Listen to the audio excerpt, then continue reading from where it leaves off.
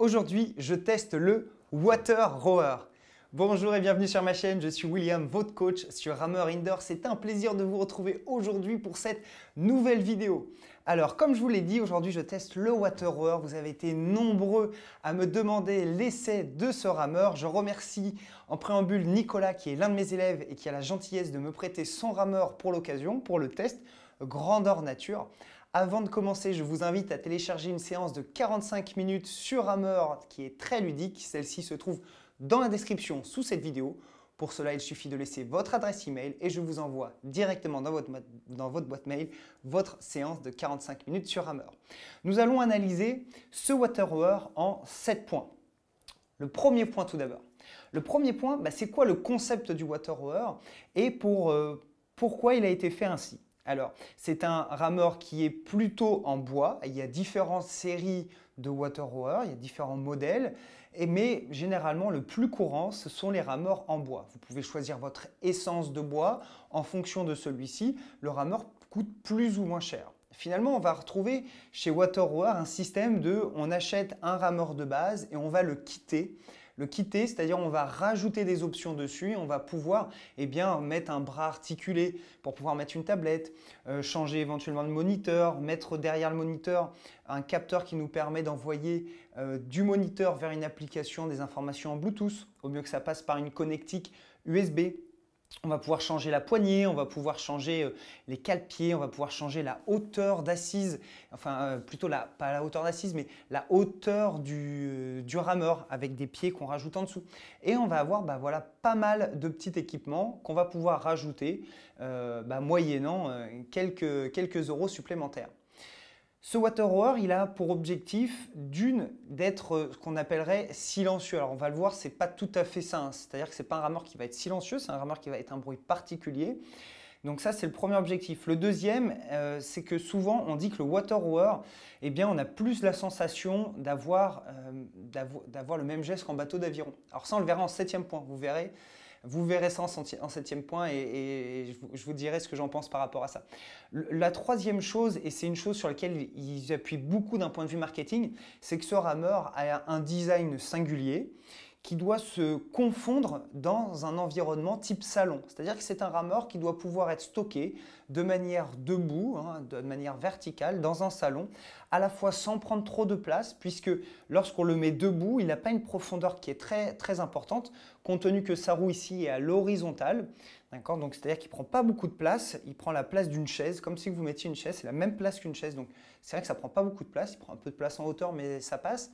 Mais en plus de ça, d'un point de vue design, il se fond généralement bien dans votre intérieur. Donc ça, c'est vraiment tout l'intérêt pour toutes les personnes qui voudraient un rameur qui est dit silencieux.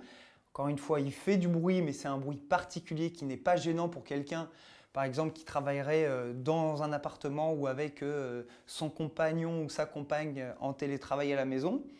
Et en plus de ça, quelqu'un qui aurait comme rameur, comme pièce pour mettre son rameur, plutôt le salon. Vous pouvez le mettre dans votre chambre ou autre, mais en tout cas qui peut servir aussi d'objet de décoration. Le deuxième point, c'est que le Water Rower est un rameur à résistance à eau. Alors comme son nom l'indique, Water Rower, rameur à eau. Tout simplement, ça c'est vraiment le concept de base. C'est de dire que vous avez plusieurs modes de résistance. Vous avez les rameurs à résistance magnétique, des rameurs à résistance à air et d'autres à rameurs air et magnétique. Et vous avez notamment les rameurs à résistance à eau. Donc Water Rower a été précurseur dans le domaine de la résistance à eau. Alors il y a un intérêt vraiment hyper important, c'est le fait, comme je vous ai dit en point numéro 1, qu'il a un bruit agréable. Alors le fait d'avoir de l'eau, que la roue soit freinée par de l'eau, ça donne vraiment un bruit de glougloutement assez agréable et qui génère un bruit, mais qui n'est pas désagréable. C'est-à-dire que ça ne va pas résonner dans votre pièce, ça ne va pas déranger des personnes qui sont censées travailler à côté de vous, dans des pièces à côté de vous.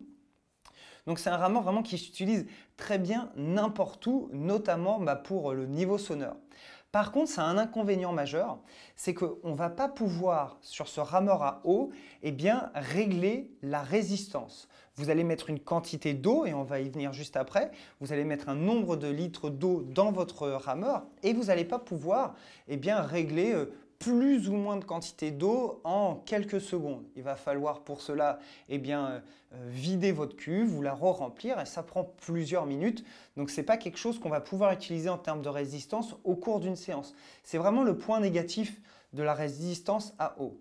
Alors, je sais qu'il y a quelques rameurs à résistance à eau qui proposent une modulation de la résistance dans un tank à ramer, dans un tank ici. Mais je ne les ai jamais essayés, je ne sais pas ce que ça vaut encore actuellement. Donc, retenez ça, un point positif pour le bruit, un point négatif tout simplement pour la résistance que l'on va pouvoir avoir et qui n'est pas modulable. Le troisième point, c'est combien de litres d'eau faut-il mettre dans son tank? Alors ça, c'est une question qui revient en permanence. Vous êtes nombreux à m'envoyer des mails ou à me laisser des commentaires sous les vidéos YouTube en me disant « J'utilise un rameur à eau, combien de volume d'eau faut-il que je mette dans mon tank ?» Alors souvent, les personnes font une erreur fondamentale, c'est-à-dire qu'ils le remplissent au maximum. C'est une erreur de débutant. C'est-à-dire qu'il y a une graduation sur votre tank, ça va jusqu'à 19 litres d'eau qui est la capacité maximum. Ça ne veut pas dire qu'on va jusqu'en haut du tank, véritablement, mais jusqu'à 19 litres d'eau, on dépasse la moitié ici ou on arrive à la moitié, quelque chose comme ça au niveau du tank. Ça, c'est la capacité maximale donnée par le constructeur. Qu'est-ce que font les personnes habituellement, les personnes qui débutent? Eh bien, c'est qu'ils vont mettre 19 litres d'eau, ils vont aller au maximum. Vous savez très bien, si vous me suivez depuis un moment sur ma chaîne YouTube, j'utilise moi un autre modèle de rameur et je dis souvent que ça ne sert à rien de mettre le volet au numéro 10 sur 10. C'est contre-productif. Il faut plutôt avoir une résistance moyenne ou faible, mais avoir une bonne technique qui vous permet de bien vous exploiter. Tout simplement, pourquoi? Parce que vous allez optimiser votre ratio résistance et temps de propulsion et là, vous allez avoir vraiment une séance très efficace. Si vous augmentez de manière conséquente le volume d'eau dans votre tank, tout simplement, vous n'allez plus avoir ce ratio qui va être bon. Vous allez devoir tirer fort, ça va vous prendre du temps. Vous n'allez pas résister aussi pendant l'effort, pendant votre 20 minutes, 30 minutes, 1 heure de séance. Et donc, vous allez perdre en efficacité, notamment musculaire, ce qui sera vraiment dommage et dommageable pour la qualité de réalisation de votre séance. Donc, attention à ça. Donc, je ne vous ai toujours pas dit combien de litres d'eau il fallait mettre. Là, par exemple, dans ce tank-là, j'ai mis 14 litres d'eau. Nicolas, qui utilise ce rameur habituellement, lui, met 16 litres d'eau. Alors, il est plus grand, un peu plus costaud que moi. Il met 16 litres d'eau, mais il a remarqué comme des difficultés, notamment à haute cadence. On va le tester tout à l'heure à haute cadence pour voir ce que ça donne. Il a rencontré des difficultés à haute cadence. Bien, moi, là, à 14 litres d'eau, je pense que c'est largement suffisant pour moi, voire même je mettrais 13 litres. Souvent, quand vous me demandez combien de litres d'eau vous mettez, je vous dis souvent, quand vous êtes une femme, il faut mettre entre 13 et 14 litres d'eau.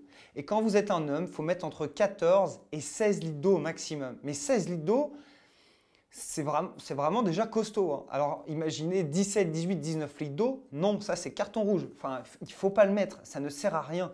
Voilà, ça ne sert à rien. Vous ne travaillerez pas de manière plus efficace, bien au contraire. Donc 13 à 16 litres maximum. Alors le quatrième point, et là on va commencer à utiliser le rameur, ça va être de tester à la fois l'assise, de tester la poignée, de tester le système de transmission, mais aussi le moniteur ici. Alors, on va commencer par le moniteur. Le moniteur qui est ici, c'est un écran dit S4. Vous allez avoir dans les différentes gammes de rameurs, par exemple, la gamme de base, le bas de gamme chez WaterWar, même s'il n'y a pas vraiment de bas de gamme, c'est la gamme de base, c'est les rameurs A1 avec un écran S1, je crois qu'il s'appelle. Oui, c'est ça, S1. Donc, en gros, c'est un écran qui est vraiment extrêmement basique et d'ailleurs situé entre vos pieds, qui est très très basique et vous pouvez utiliser une application après pour avoir quelque chose d'un peu plus détaillé. Le moniteur S4, lui, est intéressant mais basique plus, c'est-à-dire que vous allez avoir les informations importantes, c'est-à-dire que vous allez avoir votre temps par 500, vous allez avoir votre cadence, vous allez avoir votre distance, etc. Le temps d'effort aussi, vous allez pouvoir régler des distances et des temps d'effort pour vos entraînements, vous allez pouvoir pré-programmer des programmes d'entraînement. Vous allez pouvoir déterminer des zones de travail. Donc, c'est un moniteur qui est tout à fait correct, qui n'a pas de zèle et pas d'excès. Voilà, donc rien de particulier sur ce moniteur, si ce n'est qu'il est efficace. Voilà, il est efficace. Il est simple et efficace. mais rien d'extraordinaire. Ensuite, la deuxième chose, là, on va regarder la poignée. Alors, la poignée, vous avez différents types de poignées chez Water-Rower. Vous avez des poignées courtes et vous avez des poignées longues. Celle-ci, c'est une poignée longue et je préfère de loin la poignée longue à la poignée courte. Pourquoi? Parce que la poignée courte, chez Water-Rower, quand vous allez arriver en position arrière ici, vous allez avoir les mains qui vont être un petit peu rentrées comme ceci. Alors que quand vous avez la poignée longue, vous allez pouvoir écarter un petit peu les mains, faire passer votre buste entre vos deux mains et avoir un peu plus d'amplitude derrière. Ce que je regrette à la limite, c'est que ça soit une poignée qui soit droite. La poignée droite ici, on a une impression un peu plus de dureté par rapport à une poignée qui serait un peu plus arrondie. Okay? Essayez, hein, vous verrez, c'est vraiment surprenant. Donc ça, pour moi, il pourrait y avoir une petite évolution dans leur style de poignet, avoir une poignée un peu plus arrondie pour avoir un effort qui soit un peu plus facile. Ensuite, en termes de préhension, elle est tout à fait correcte, si ce n'est que quand on tire, hein, c'est toujours un petit peu bizarre, la poignée elle bouge un petit peu dans les doigts comme ceci. Okay, il y a une sangle ici qui est autour d'un petit pivot, d'un axe, et elle bouge un petit peu. Mais bon, ce n'est pas grand-chose, ce n'est pas non plus désagréable. Ensuite, la transmission elle se fait à l'aide d'une sangle. Bien souvent sur les rameurs, on voit des chaînes et on voit des sangles sur les rameurs qui sont d'une qualité un peu moindre. Et là, c'est surprenant, sur un rameur de plutôt bonne qualité, eh bien, on va voir une sangle de transmission. Alors, il faut savoir que cette sangle ici, elle est quand même efficace, il n'y a pas moyen de la casser. Je sais que certains qui me suivent sur d'autres modèles de rameurs avec sangle ont réussi à casser leur sangle. Celle-ci, je pense qu'on peut s'accrocher pour la casser. Ce qui est aussi assez sympa, c'est que, ou pas mal plutôt, c'est qu'en fait, la sangle, j'avais peur qu'elle saute de son goulot, de sa rigole, de la poulie, qu'elle saute de la poulie. Et en fait, je me suis surpris moi-même, c'est qu'elle ne saute pas. Alors, il y a un système aussi pour éviter qu'elle saute avec un petit arceau de retien. Mais j'ai souvenir que notamment sur le rameur de type A1, il n'y a pas ça et que la sangle saute un peu plus. Et c'est une vraie limite. C'est une vraie limite parce que quand vous êtes dans une séance, vous êtes à cadence haute et que votre sangle elle saute, c'est quand même dommage, il faut la remettre et puis ensuite repartir. Donc c'est vrai que j'aurais une préférence pour les modèles, alors il y a les modèles performance et bois original. Bois original, en fait la différence entre bois original, ça c'est un bois original modèle club, c'est marqué. Bois original et modèle performance, c'est que modèle performance, vous avez des équipements qui sont inclus sur ce rameur-là, qui ne le sont pas sur les rameurs des gammes de prix inférieures. Donc voilà, c'est la seule chose. Donc ça, en termes de transmission, elle est quand même bonne. C'est une sangle qui est de bonne qualité. Il n'y a pas non plus de jeu à l'intérieur. Elle est vraiment, l'élastique, il fait bien son affaire. Et puis le système ici de poulie qui est à l'intérieur, que vous pouvez voir très facilement ici en dessous de mon support, eh bien, fait en sorte de démultiplier la force de manière très cohérente, vraiment bien. Ensuite, la coulisse sur laquelle je suis assise ici, elle a une forme un petit peu particulière. Je vais vous la faire voir là tout de suite. Elle a une forme un petit peu particulière et il y a un petit rebord ici. Il y a un petit rebord là, juste là. Alors, quand on est à l'œil nu, on ne la voit pas, mais quand on teste le rameur, on le sent. C'est-à-dire que ce petit rebord ici, il va venir appuyer un petit peu sur les ischions, juste là. Donc les ischions sont placés juste en dessous des fesses, ici, au niveau du haut des ischio-jambiers. Et ce n'est pas toujours hyper agréable, et notamment quand vous avez une chaîne postérieure qui est un petit peu trop tendue. Pour les personnes qui ont des problèmes de souplesse ou des mal de dos, ça peut appuyer, ça peut être pas forcément toujours agréable. Alors là, je vais dans l'extrême. Là, je vais chercher la petite bête, hein, d'accord? Donc, je ne vous dis pas que si vous avez parfois un peu mal au dos, il ne faut surtout pas acheter ce rameur. Ce n'est pas ce que je dis. Je dis juste que il faut faire attention à ça et il faut s'étirer correctement toute la chaîne postérieure, mais même si vous utilisez d'autres modèles de rameur, parce que notamment sur cette assise-là, il y a une espèce de petit bourrelet juste devant. Quand on s'assoit, on peut le sentir. Donc ça, c'est ce que j'ai pu remarquer. Ensuite, en termes de barre de pied, ici, donc cette barre de pied peut monter ou descendre pour pouvoir régler la hauteur de barre de pied et du coup le fait d'avoir les tibias à la verticale ou pas.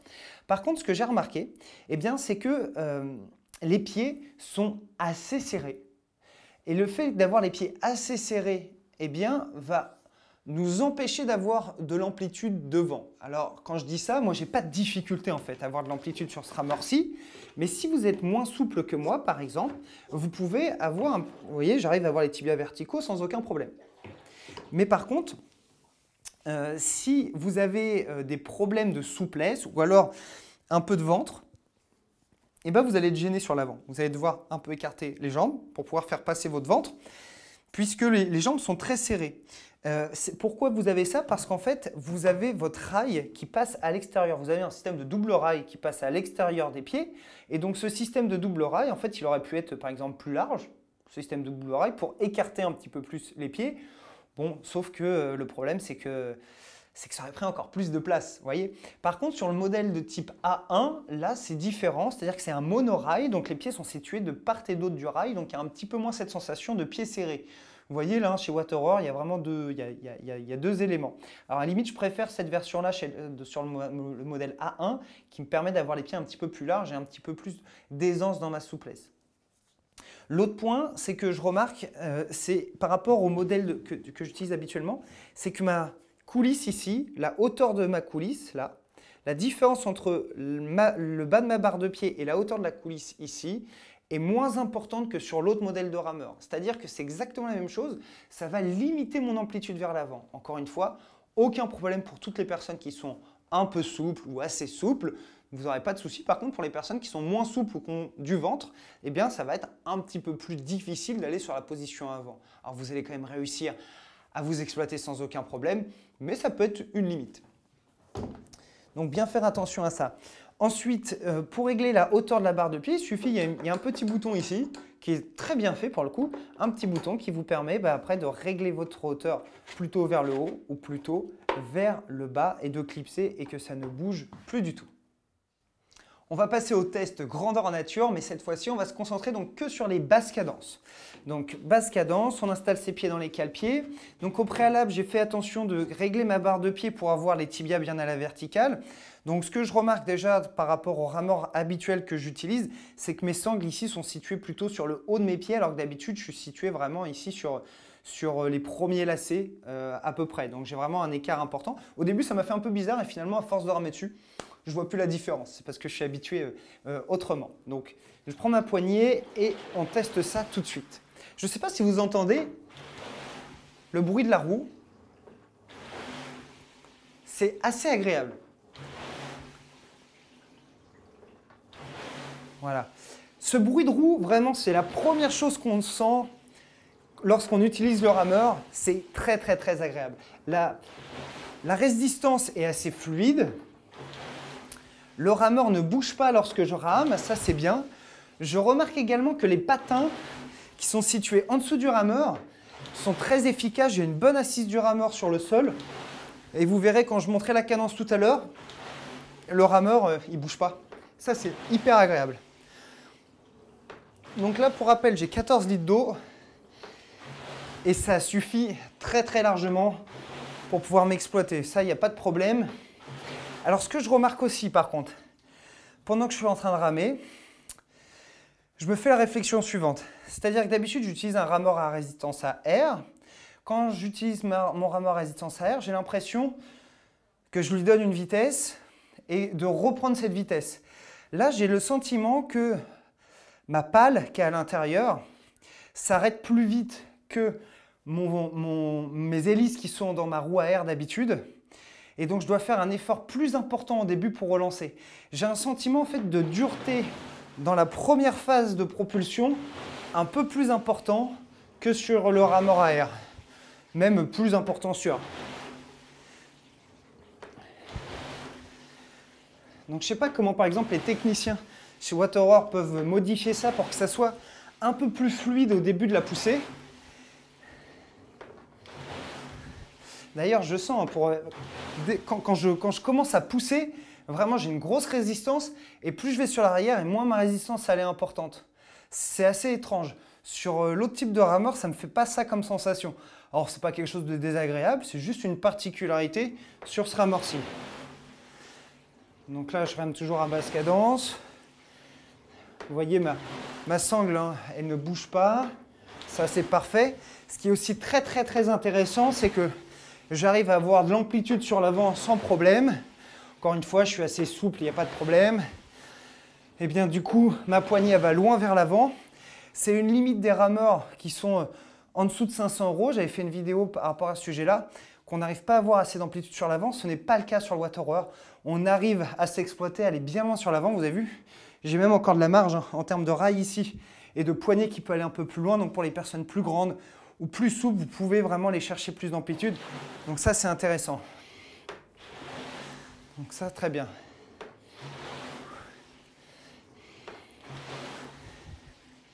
Ok, maintenant, on va tester un petit peu à haute cadence. Alors ça va être le point suivant. Donc on va tester à haute cadence et on va voir ce que ça donne. Donc là, j'allume mon écran pour voir ce que ça donne. On teste. Allez, c'est parti.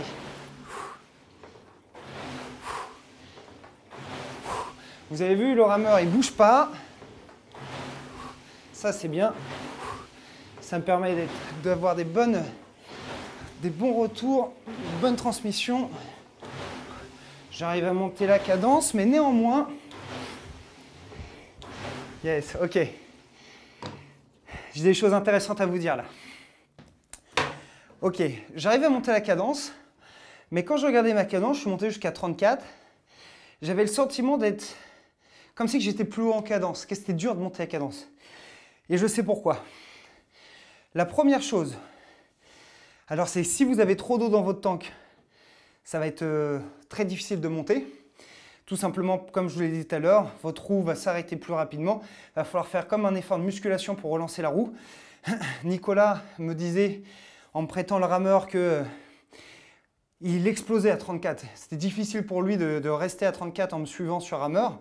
Il explosait littéralement, mais en même temps, il met 16 litres d'eau.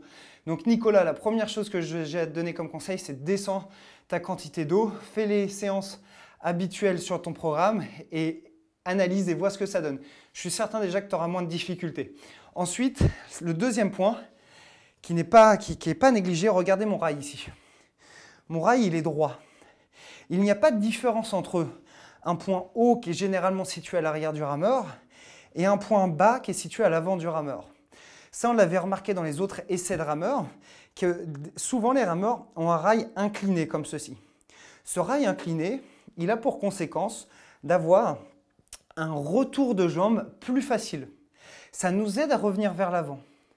Alors que là, vu que le rail est plat, vu qu'il est à l'horizontale, il est clairement à l'horizontale, du début à la fin, il est sur la même hauteur, eh bien moi, il faut que je fasse un effort supplémentaire avec mes ischio-jambiers, un effort vraiment musculaire pour revenir vite vers l'avant, pour monter la cadence.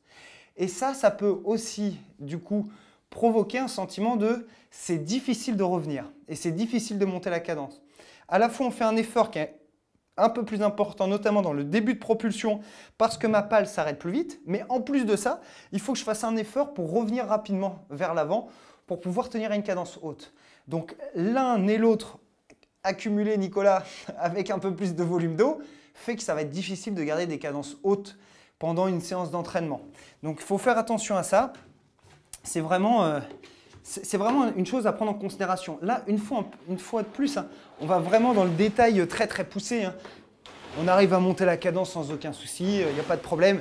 Je vous donne simplement mon ressenti par rapport avec d'autres matériels que j'ai l'habitude d'utiliser. Voilà. Ouais, il faut vraiment... Bon, par contre, ce qui n'est pas inintéressant, c'est que quand on monte la cadence comme ça et que la pale vraiment s'arrête un petit peu sur l'avant, quand je dois repousser, je sens mes abdos qui se gainent, qui se serrent pour pouvoir transmettre l'appui. Voilà. Donc, vu que la résistance est un peu plus difficile devant, c'est ce que ça me fait. Ensuite, j'ai remarqué une autre chose.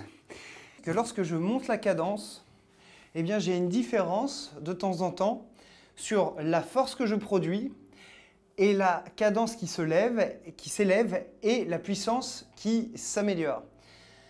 En effet, j'ai l'impression que le compteur il n'est pas assez sensible par rapport à la puissance que je vais générer, à la cadence que je vais lui imposer. Il y a des moments où j'ai l'impression que on est un peu en décalé par rapport à cet écran et qui met plusieurs coups eh bien, à s'adapter à ma puissance et aussi à ma cadence. Donc ça peut être un peu perturbant. Pendant la séance, on a l'impression qu'on monte la cadence et on ne le voit pas tout de suite au niveau de l'écran, ou alors on met plus de puissance et on ne le voit pas non plus tout de suite au niveau de l'écran. Donc ça, il y a peut-être un système à améliorer chez WaterHour qui permet d'envoyer l'information eh bien, ici de leur capteur qui est situé probablement à l'intérieur vers eh bien, ce moniteur S4. Septième et dernier point, le marketing de WaterHour se base notamment sur le fait que la résistance à eau eh bien, c'est la résistance que vous allez avoir en bateau d'aviron. C'est celle qui va ressembler le plus au bateau d'aviron. Pour l'avoir testé tout de suite avec vous, ce n'est pas vrai. Je n'ai pas le sentiment que ce soit la résistance qui nous permet de nous rapprocher le plus des sensations d'un bateau d'aviron. Pas du tout, en fait, c'est pas parce que vous avez un élément liquide ici qui freine votre roue et que d'habitude en bateau d'aviron on est sur aussi un élément liquide qu'on va se rapprocher des sensations. Ça n'a strictement rien à voir. En fait, quand on est dans un bateau d'aviron, il faut considérer que notre coulisse bouge comme sur un rameur, mais aussi le bateau bouge. Okay, le bateau il glisse, il avance. Alors que nos rameurs, nous là, ils sont fixes. Ils sont fixes, donc déjà, on ne peut pas avoir la même sensation. Donc, pour avoir les mêmes sensations que sur un bateau d'aviron, ce n'est pas tant la nature de la résistance, plutôt que comment se déplacent les supports entre eux. Je m'explique. Si vous voulez vous rapprocher des sensations d'un bateau d'aviron, il faut que vous achetiez, si c'est votre souhait premier, des rameurs qui sont dynamiques. Les rameurs dynamiques, il n'y en a pas 36. On va avoir le RP3 que j'ai testé dans des précédentes vidéos. Donc vous allez pouvoir retrouver en dessous sur ma chaîne. Mais vous allez aussi avoir le Concept 2 que vous allez monter sur des rails. Vous avez un Concept 2, vous mettez des rails en dessous, ça prend un peu de place, mais ça rend votre rameur dynamique. Et il y a un modèle aussi dynamique chez Concept 2 qui simule comme le RP3, qui n'a pas du tout le même design, mais qui simule également le fait que tout bouge sur ce type de rameur. Et ça, c'est vraiment ces rameurs-là qui ont plus de sensations qui viennent en relation avec la pratique de l'aviron sur l'eau. Donc ne confondez pas nature de la résistance et sensation qu'on va pouvoir avoir entre un bateau d'aviron et un rameur. Donc attention à ça, c'est vraiment une idée reçue, donc ça c'était le 7e point. En définitif, le water rower est un excellent rameur, c'est un très bon rameur pour tout le monde. Il vous permet de ramer dans des bonnes amplitudes, il est design, il se confond dans votre salon sans problème. Alors après, c'est comme les goûts et les couleurs, on aime ou on n'aime pas, mais en tout cas, il se confond. Peut-être que le moniteur est amélioré. Il y a aussi une autre chose dont on n'a pas parlé, c'est que la poulie, elle peut se changer moyennant 250 € toutefois. Voilà, pour avoir plus d'informations sur une application. C'est un appareil qui peut se quitter voilà, avec d'autres éléments pour l'améliorer. C'est quelque chose d'assez sympathique. Vous pouvez choisir la couleur, vous pouvez choisir les essences de bois, vous pouvez choisir même la matière. Il y en a qui sont faits aussi en aluminium. Donc c'est un rameur voilà, qui peut être adapté en fonction des goûts et des couleurs. L'eau à l'intérieur, souvent une des questions c'est ça, est-ce que l'eau elle croupit, l'eau croupit pas? Il n'y a pas de problème par rapport à ça. Il y a des petites pastilles aussi qui existent à mettre dedans, ça fonctionne très bien. On peut aussi colorer l'eau avec du colorant, ça rend un peu plus de design. On pourrait très bien avoir voilà, un colorant bleu dedans qui s'allie très bien avec le marron foncé de ce rameur, ça ferait vraiment très sympa.